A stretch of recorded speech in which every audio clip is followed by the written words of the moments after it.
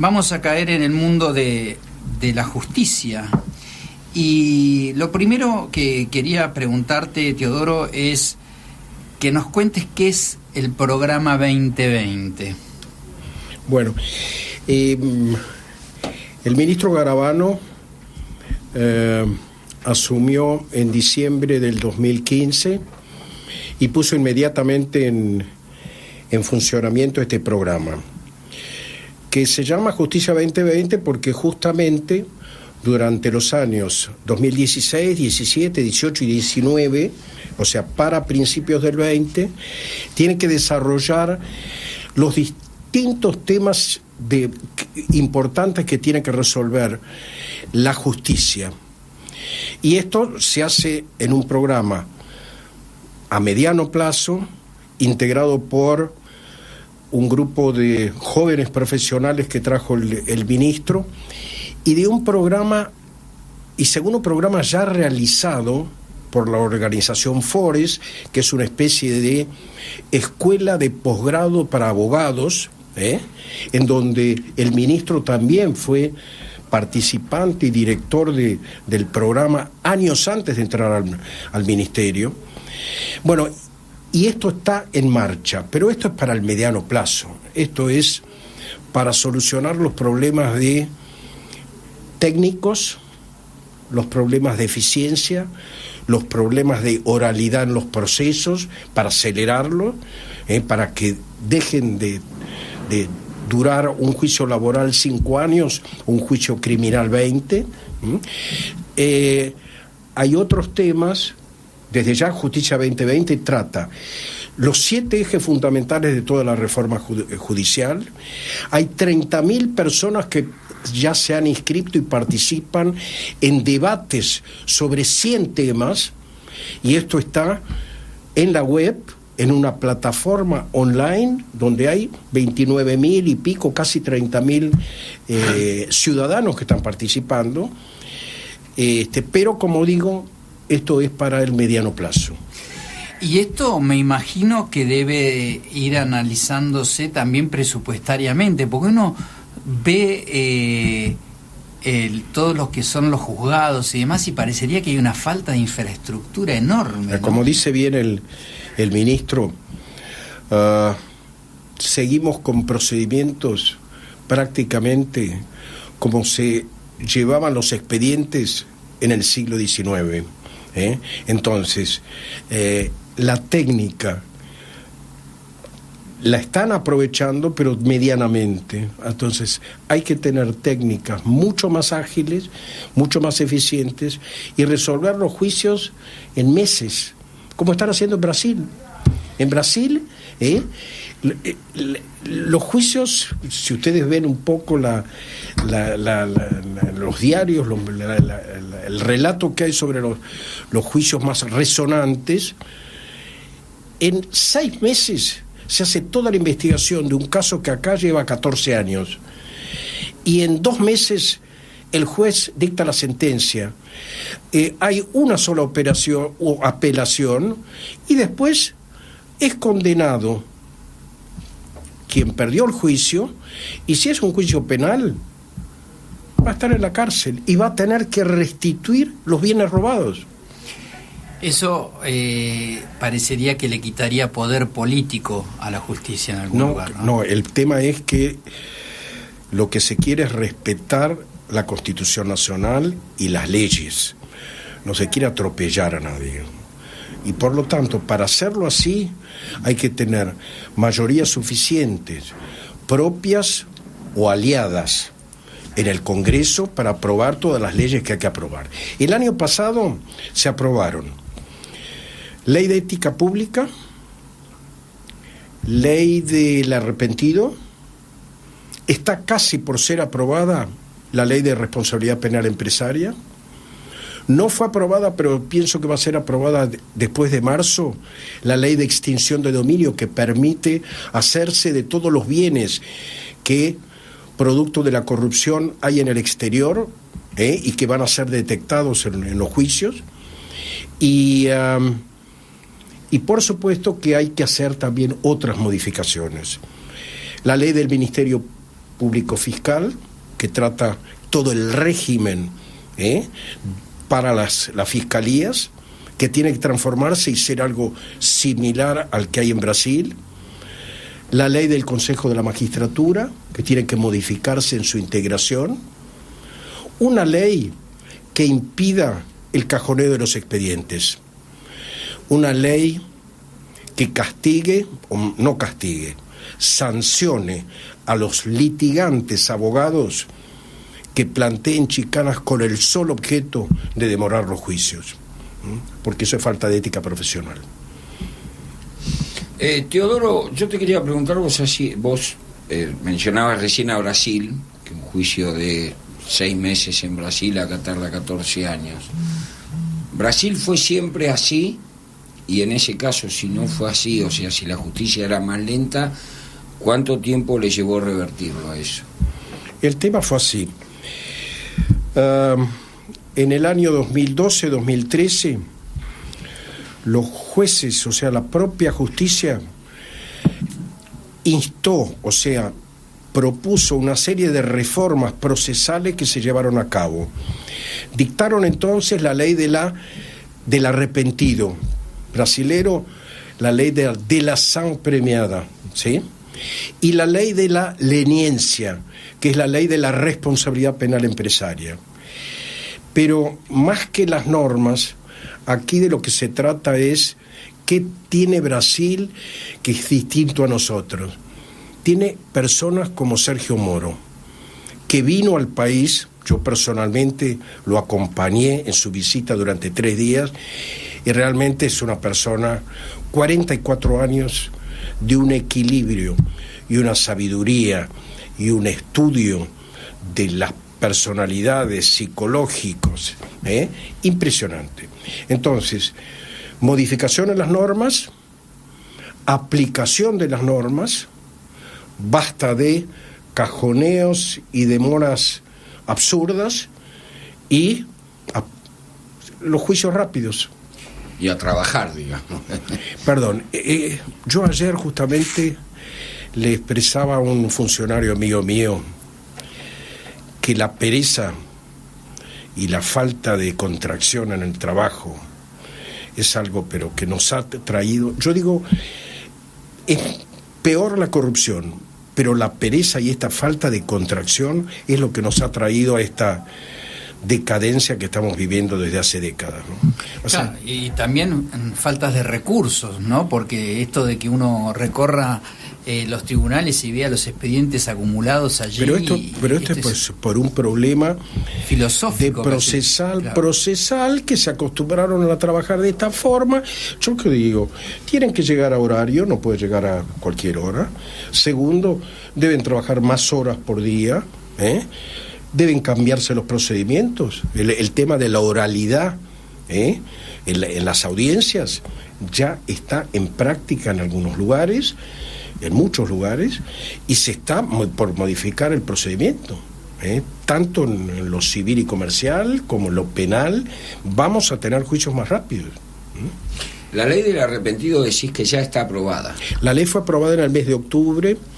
Justamente yo estuve en el Senado exponiendo en nombre de las organizaciones de la sociedad civil cuál es, digamos, la postura que éstas tenían, y efectivamente fue aprobada en octubre, pero en mi opinión, esto lo digo de forma personal, necesita de alguna modificación.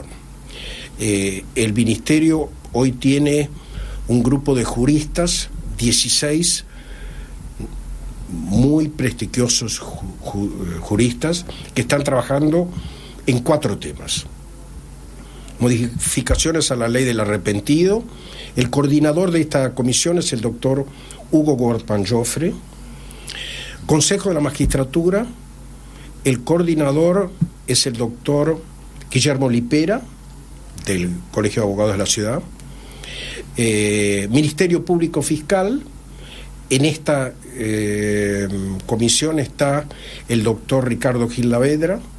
Tenemos también al doctor Alejandro Carrió y al doctor Pablo Lanusse, que están trabajando con todo este problema de la justicia federal, de la lentitud de los procedimientos y de la necesidad de aplicar sanciones a los litigantes, a los abogados que demoran los juicios. Y por supuesto, en el Consejo de la Magistratura, a los jueces que lleven muy lentamente los expedientes porque las circunstancias se los están exigiendo o por alguna otra que no se puede precisar. Así que hay 5 grupos de juristas que están trabajando en esto. Yo calculo que principios del año próximo todos estos proyectos van a ser presentados en el Congreso. Todos coordinados de alguna forma por el ministro de Justicia, ¿correcto? Por supuesto, o sea, el que llamó a los 16 juristas fue el ministro de Justicia. Lo único que hago yo es coordinar a estos 5 grupos y integran también las comisiones abogados del ministerio que llevan la posición del ministerio junto a los grandes especialistas. Si te parece, Tano, lo dejamos descansar un poco a Teodoro y nos vamos metiendo en algunos casos puntuales después para que nos cuentes cómo se va aplicando, porque la cotidianeidad a veces quema, ¿verdad? Vamos a hablar un poco de eso después. Vamos a la música.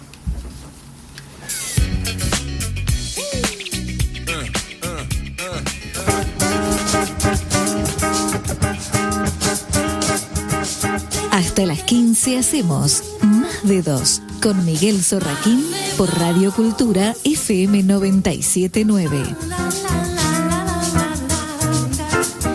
Y bueno, seguimos con Teodoro Kleckler, coordinador del programa 2020 del Ministerio de Justicia, y preguntarte un poco, que por ahí lo dijiste medio por arriba, el encuentro de Fontevecchia, Del Moro y Pietro. Contanos un poco de eso. Sí, hace 10 días, en el Salón Grande de la Bolsa de Comercio, por idea de Jorge Fontevecchia de Perfil, se hizo esta videoconferencia. Participaron Antonio Di Pietro, el famoso juez italiano del Mani Pulite, de los años 92, que estaba en Buenos Aires y vino expresamente para participar en este encuentro, y del otro lado, desde Curitiba, Sergio Moro, el juez federal que viene a ser el discípulo de Antonio Di Pietro. Si quieren les comento algo. ¿Cómo no? Dale. En el año 2004, o sea, hace 13 años, Sergio Moro, teniendo 31 años, escribió un artículo en donde manifestaba su admiración por el coraje y por la sabiduría de Antonio Di Pietro. O sea, Antonio Di Pietro, un hombre de unos 65 años, es el maestro de Sergio Moro, hoy 44 años.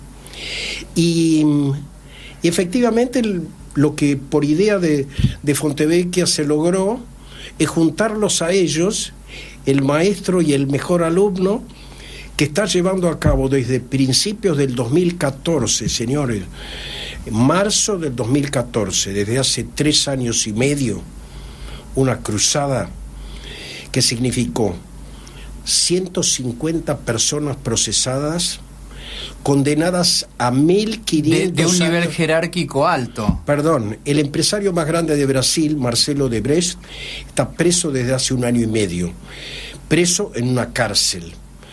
El ministro Palocci, ministro de Economía de Brasil, está preso.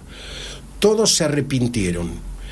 ¿Y cómo empezó toda esta catarata de arrepentidos y de presos que pertenecen o a las empresas que estaban cartelizadas y formaron un club para robar a Petrobras, y todos los funcionarios de Petrobras que eran los cómplices de estas empresas?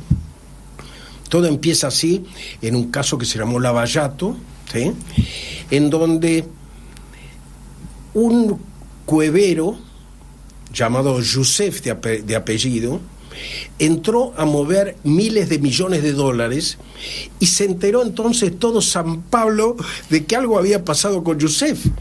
Bueno, la policía en Brasil, la Policía Federal, y más que la Policía Federal, la judicial, hizo una investigación secreta y descubrió que Youssef había movido 5.000 millones de dólares pertenecientes a no pertenecientes, sino que depositaba un señor llamado Paulo Costa, director de abastecimientos y contrataciones en Petrobras. Entonces, ¿qué hizo el juez competente Sergio Moro? Con la información de la policía, la prueba de que las cuentas efectivamente se habían abierto en ese periodo, los montos y la citación a Youssef al juicio, la confesión de Youssef, entonces lo convoca, le pide la declaración indagatoria a Paulo Costa de Petrobras. Y Paulo Costa, fue tan evidente la prueba de que él había movido esa cantidad de dinero que se arrepiente. Por una rara coincidencia también estaba su hija y su yerno también comprometidos en esto, ¿sí? Y por lo tanto, esta circunstancia de que la familia también tenía serios compromisos penales y criminales, accedió y dio toda la prueba. Más aún, se transformó en lo que se llama un colaborador eficaz, que así se llama también la ley nuestra, la ley del arrepentido nuestra. Pasó a integrar el equipo de investigadores del juez Sergio Moro en el juzgado de Curitiba y pasó todos los datos de las licitaciones llevadas a cabo durante 10 años en las cuales había habido pago de coimas. Con cuentas bancarias, nombres de empresarios, o sea... ¿Él estando preso? Él estando preso, que justamente cuando citan indagatoria a su hija, a su yerno, se arrepiente, claro. Él se arrepiente y ahí viene una cosa pero magnífica. El gran arrepentido, ¿quién es? Cuando se arrepiente Paulo Costa, dice que el principal implicado era Marcelo Odebrecht, el dueño de Odebrecht, la empresa más grande de toda Latinoamérica. Para que nos demos cuenta de una idea, nos podemos dar una idea de Odebrecht, es 10 veces Techín. ¿Sí? Entonces, cuando cae Odebrecht, el pater familia, Emilio Odebrecht, un señor grande ya, hace un mea culpa público, publica una solicitada en todos los diarios brasileños, diciendo que efectivamente ellos habían integrado un club de contratistas, y así fue como se arrepiente Marcelo Odebrecht, y por pedido de Emilio Odebrecht, que ya se anuncia en esa solicitada, 77 funcionarios de Odebrecht y funcionarios públicos se acogen a la ley del arrepentido, la de la ação premiada brasileña, y se destapó todo. Es decir, que el juez Moro, partiendo de un hecho de un cuevero que movió mucho dinero. Claro. ¿Vos considerás que con alguna modificación en la ley del arrepentido actual, en la Argentina podría pasar algo parecido? Que venga... Sí, o sea, va a haber modificaciones a la ley del arrepentido, pero fundamentalmente se requiere acá un cambio del régimen de los fiscales, el Ministerio Público Fiscal. Los fiscales tienen que tener mayores facultades como tienen en Brasil para investigar. Casi un juez vendría a ser el fiscal. En realidad, el juez Moro lo único que hace es analizar todo lo que hicieron los fiscales y decir la pena que le corresponde. Si le corresponde, lo puede absolver también. Claro. Entonces, el trabajo fuerte acá, en Brasil lo hacen los fiscales. Y lo que se quiere es que en Argentina ocurra lo mismo. Este es uno de los proyectos que está en el Congreso, y justamente hay una comisión especial de juristas, como ya dije, que está trabajando en esto. Y Teodoro, te hago una pregunta como ciudadano común, digamos, y a lo mejor es una pavada. Como hincha. No, como hincha de la justicia, si querés. ¿Qué diferencia hay sustancialmente en la ley del arrepentido en Brasil de acá en la Argentina? ¿Hay diferencias? Sí, hay diferencias en lo siguiente. El aliento para que un delator confiese es mayor en Brasil que aquí. Aquí solo tiene una reducción de 1/3 de la pena. En Brasil es mayor, lo que no quiere decir que no cumpla pena efectiva. Y además, lo que ocurre es lo siguiente. Brasil lo que tiene es una institucionalidad que en los últimos años recién se ha puesto en marcha, que nosotros no tenemos, y por lo tanto quien se arrepiente sabe que no va a ser asesinado en la cárcel o cuando vuelva a su casa al salir. Entonces hay mayores certezas. Para esto hay que modificar no solo digamos el Ministerio Público Fiscal, hay que tener una policía judicial, hay que establecer un régimen de protección para los arrepentidos, y fundamentalmente lo que se necesita acá son personas que tengan el coraje, como Sergio Moro y los fiscales de Brasil, de llevar a cabo estas investigaciones y de cumplir la ley. Claro, pues me imagino que deben ser personas tremendamente protegidas, ¿no? Porque el riesgo que deben tener... Contaba justamente Antonio Di Pietro que él mataron a 2 de sus íntimos amigos, 2 fiscales y jueces. Ustedes se deben acordar de aquellos casos. Él tuvo también intentos de asesinato y además tuvo que sufrir juicios contra él mismo iniciados por empresas que a posteriori del Manipulite lo tuvieron yendo a tribunales al pobre Antonio Di Pietro durante 10 años, pero hoy puede decirle al mundo y recorrer al mundo diciéndole cómo hizo él allá que se puede hacer en otros países. Bueno, lo vamos a dejar descansar un poquito más, ponemos música, Teodoro, estamos con Teodoro Keckler y vamos a poner un poco de música y seguimos. Sí, el mensaje es para el señor Teodoro. Mi nombre es Julia, soy del barrio de Belgrano. Lo estoy escuchando acerca del sistema judicial brasilero, de la aparentemente impecabilidad y maravilla que es.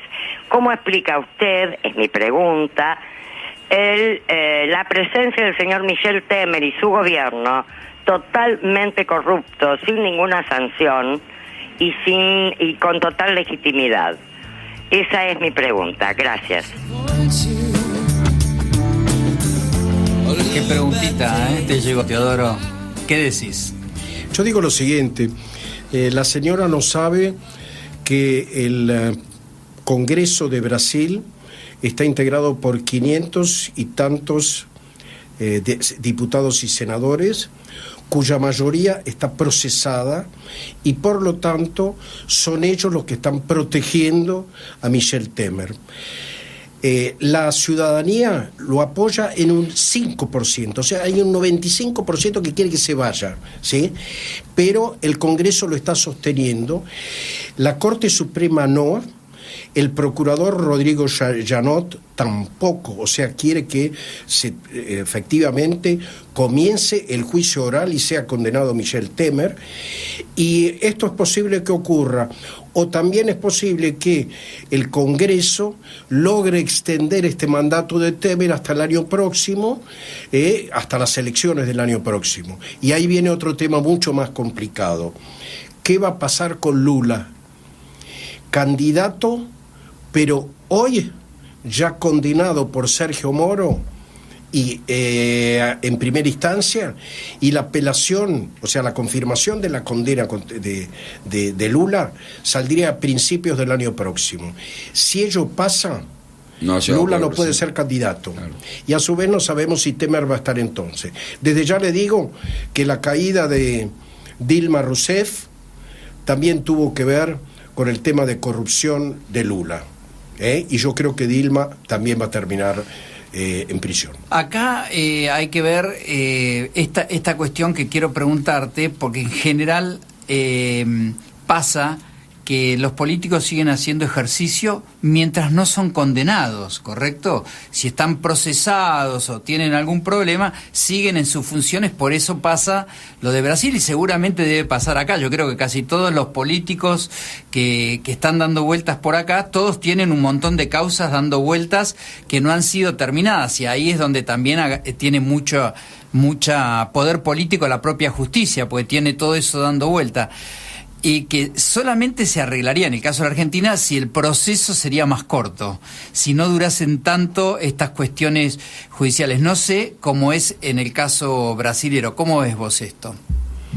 Yo creo lo siguiente. En primer lugar, los fueros en Brasil se aplican en forma distinta que aquí.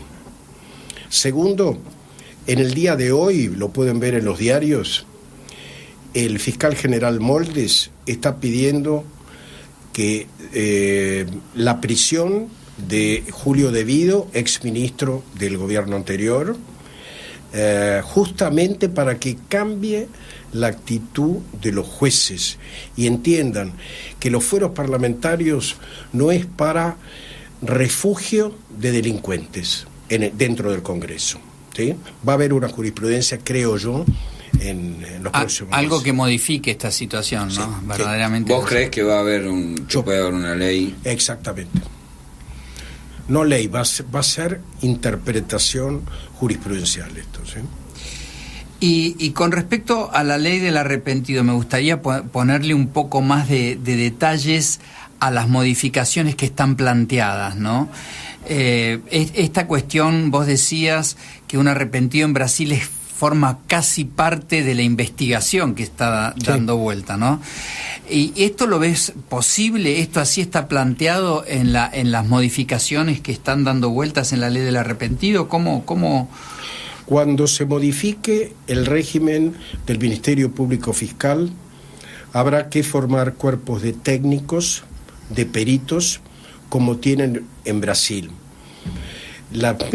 Los mismos integrantes de la Fiscalía de Curitiba me contaron a mí que ellos trabajan en sus oficinas, y en la oficina de al lado hay un cuerpo de peritos que trabaja con datos enviados por bancos, datos extraídos de la web, pericias de lo más complicadas.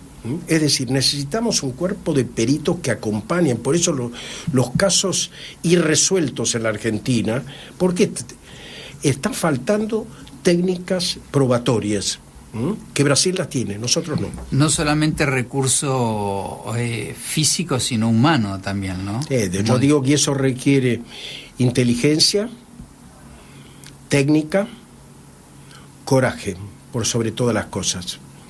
Y ¿saben qué? Fundamentalmente, la convicción de los jueces, de los fiscales y de los funcionarios, peritos, de lo que sea que están en los juicios. Se me viene a la cabeza preguntarte, a lo mejor es medio tangencial, el fenómeno que se está padeciendo tanto, que es el narcotráfico y la relación en el mundo de la justicia y demás, porque parecería que tiene un nivel de influencia muy grande no tiene que a lo mejor que ver con cosas tan políticas, por ahí sí, ¿no? ¿Cómo lo ves eso? Traza en un terreno delicadísimo. Delicadísimo, o sea, hay tanto dinero en juego, tantas las tentaciones que caerán sobre los funcionarios, los policías, los jueces, que depende de la debilidad o de la fortaleza humana para resistirla y continuar. El caso de Di Pietro, por ejemplo, ¿no? Y el caso de Sergio Moro. Yo pienso que Sergio Moro, a los 44 años, mi impresión es que va a ejercer como juez un par de años más y luego va a tener que retirarse durante unos años a normalizar su vida. No puede vivir así como está viviendo hoy, a los saltos, con riesgos de vida permanente. Por favor, la mujer de Sergio Moro tiene abierto un sitio en la web que se llama Eu Moro con Moro. Ella, o sea, yo vivo con Moro, y tiene millones de adhesiones del pueblo brasilero que apoya a Sergio Moro y justamente lo protege. Una de las cosas que señalaba Jorge Fontevecchia es, en su visita y entrevista a Curitiba, que le hizo a Sergio Moro, se quedó impresionado por la cantidad de gente que estaba en la plaza frente a los tribunales apoyando a Sergio Moro para sostenerlo, porque los peligros son muchos. Y en el caso de narcotráfico todavía peor. Y sí, imagínate que de alguna forma vos ves que ya el tema de la policía, de los niveles de violencia que están dando vueltas, la gente permanentemente con asesinato, con abuso, en algún lugar todo está relacionado con el tema de la justicia. Si bien está los organismos de seguridad, la policía y demás, pero todo eso está medio entreverado y la madre del borrego viene del mundo de justicia, sí, ¿o no? El que lo señaló muy bien el sábado en La Nación fue Gregorio Badeni. Gregorio Badeni hizo en un artículo una descripción de lo mal que está la justicia, que depende más que nada de los hombres, y no tanto de las normas, los procedimientos. Depende de la convicción, de la responsabilidad, del respeto a la ley por parte de quienes trabajan en la justicia, ¿no? Un cambio de mentalidad. Sí, pero se puede dar. Yo pienso que hay, vos señalabas muy bien hace un rato, Tano, en la justicia hay gente muy buena. Lo único que falta es que se sientan cómodos y con derecho a trabajar bien. No pueden haber... O sea, la independencia de la justicia es clave. Este es un punto que quería decir. La independencia es clave. ¿Cómo puede ser que el Ministerio Público Fiscal esté a cargo de una doctora, una abogada, que fue fundadora de Justicia Legítima? O sea, tiene un ejercicio partidario tan evidente, no solo en los movimientos que hace con sus amigos militante, en la Fiscalía, diríamos. Es una militante, colocó a sus militantes en distintos lugares de la justicia, ¿sí?, de las fiscalías. De alguna forma esto ha sido expuesto por el fiscal Sáenz, el fiscal Moldes, el fiscal Delgado, en la comisión bicameral, y todavía no se ha hecho nada con respecto a esto. Y sin lugar a dudas también hay una responsabilidad empresaria de haber llegado hasta este punto, ¿no? Sí, justamente cuando se apruebe la ley de responsabilidad penal empresaria, que va a ser muy pronto, en semanas o después de marzo, va a haber un cambio cultural, creo yo, en la Argentina. Se van a ejercitar lo que se llama la compliance, ¿sí?, que van a ser trabajos internos en las empresas cuando vean que se aplica la ley y que son condenados empresarios, para que haya un cambio en las mismas observaciones e indicaciones que los accionistas y ejecutivos máximos de las empresas quieran enviarles como mensaje a sus propios empleados. Pero para esto primero hay que aplicar la ley, tienen que llevarse a cabo los juicios, las condenas, y que haya prisiones preventivas, prisiones efectivas, sin lugar a duda, ¿no? Un mundo mejor, mucho por hacer, ¿no? Mucho por hacer. Vamos a poner música, estamos llegando casi al final del programa. Dejamos descansar un poco a Teodoro y vamos con la música.